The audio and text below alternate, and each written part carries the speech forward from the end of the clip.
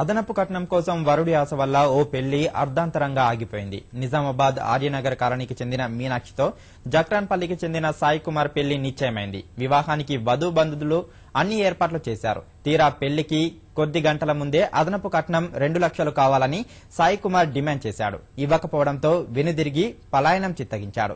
కాసేపట్లో జరగాల్సిన కళ్యాణం ఆగిపోవడంతో వధువు ఇంట ఆందోళన నెలకొంది. వివాహ శోభతో వెలగాల్సిన వధువు ముఖంలో కన్నీటి సుడులు తిరిగాయి. నిశ్చితార్థం జరిగినప్పటి నుంచి సాయి కుమార్ ఇదే రీతిన అదనపు కట్నం కోసం వేధిస్తున్నాడని మీనాక్షి తరపు బంధువులు ఆరోపించారు. కట్నదాహం కలిగిన సాయి కుమార్ లాంటి వారిని శిక్షించాలని డిమాండ్ చేస్తున్నారు.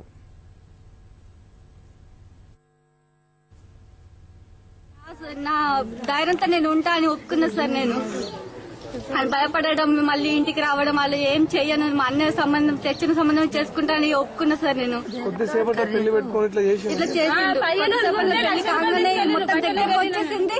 టెంపుల్ దగ్గర రాగానే ఇలా చేసేది సార్. మొత్తం మళ్ళీ 2 లక్షలు ఇవ్వండి అని చెప్పి పెళ్లి ఇవ్వలే పొద్దున 10 అన్ని ఆపేసిన మొత్తం ఇవన్నీ వేసేటి. 2 లక్షలు ఇస్తేనే పెళ్లి చేసుకుంటామని అక్కడ నుంచి కారు కూడా పంపించాం బాబు కోసం.